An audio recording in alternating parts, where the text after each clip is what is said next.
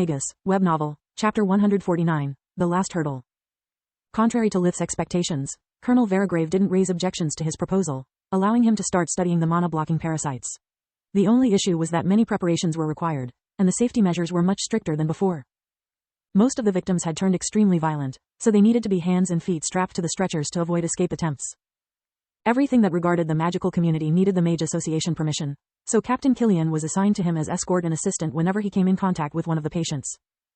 There were a couple of reasons behind Varigrave's meek attitude. After speaking with Professor Marth, he had been able to put his wounded pride aside and admit to himself how wrong he had been doubting Lith's loyalty to the kingdom.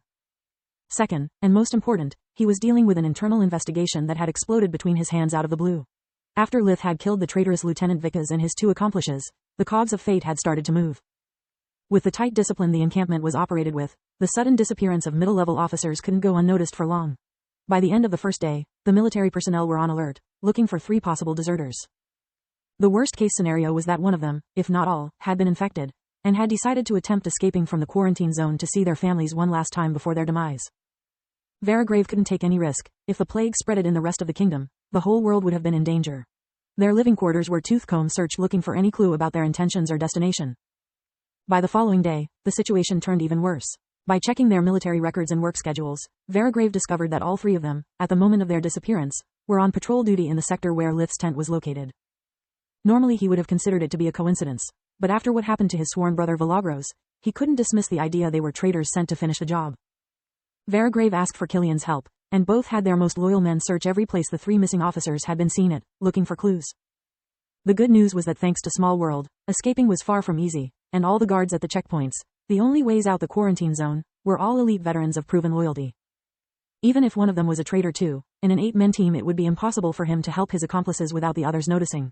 Also, according to the ward block security, they had been seen going in, but never got out.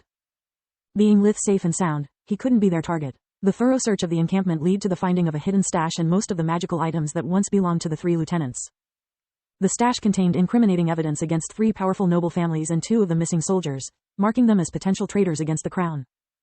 According to a letter found inside the stash, Lieutenant Vickers had been approached by his foster father, Duke Selimar, who had asked him to betray the kingdom in exchange of the promise of becoming his heir. Vickers explained how he had pretended to accept, while gathering evidence to bring down the noble faction.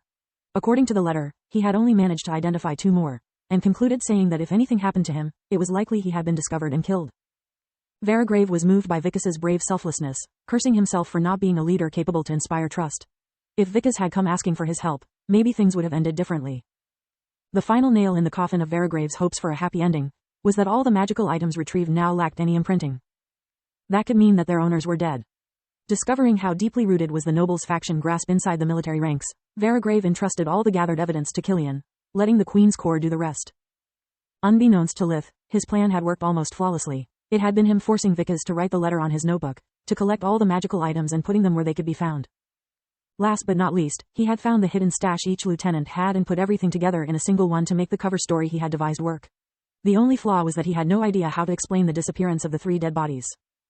If the traitors had overpowered and killed the heroic Vickers, getting rid of the corpse was natural, but if even them had died, who could have cleaned the scene?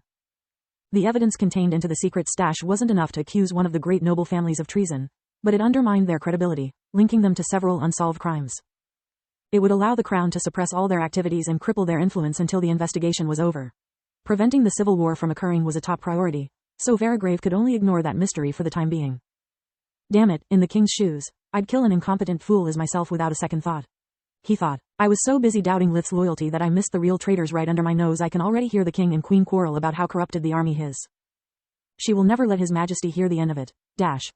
Considering the matter of the other 3 parasites resolved, Lith started to examine several infected from the mana-blocking parasite looking for the perfect specimen. He was determined to find the worst case of infection possible and use it for his work. Unlike him, fake magicians weren't able to alter the magical flow of their spells unless they had been expressively devised to allow it. To make things worse, Lith had no idea how a Tier 5 spell worked, so he had to make sure to provide them a foolproof cure. Lith's plan was to study an advanced case, gathering all the necessary data he needed to create a trail of breadcrumbs that Marth's team could follow. Otherwise they would need to make adjustments every time they encountered a circumstance unknown at the time the spell had been created. The tent arranged for Lith's studies was quite big. It had a diameter of almost 10 meters, 33 feet, with 2 seats and a small desk as its only furniture. Most of his specimens came with a straight jacket and chains at their ankles, if not full body strap like a salami. Unlike the others, the victims of the fourth kind of parasite had healthy bodies full of vigor. The restraints were safety measures to avoid escape attempts and limit the risks of infection in case they attempted to bite during a fit of rage. You don't know who I am, you filthy military dog. Also, instead of treating the soldiers and the healers with respect, most of them would yell all the time, bantering their previous status like they were speaking to a slow-witted servant. I'm Garith Senti, the youngest guild master Candria's guild ever had. Lith's first patient was a handsome man, well-built, tall with blonde hair and blue eyes, that in that moment were staring at Lith like he was Dogpo*P on top of his morning waffles. I demand to be set free and treated with all the honors I deserve. Once I get out of here, I will make sure every one of you dies a dog's death. Shut up, please. You disturb my concentration, making my work harder.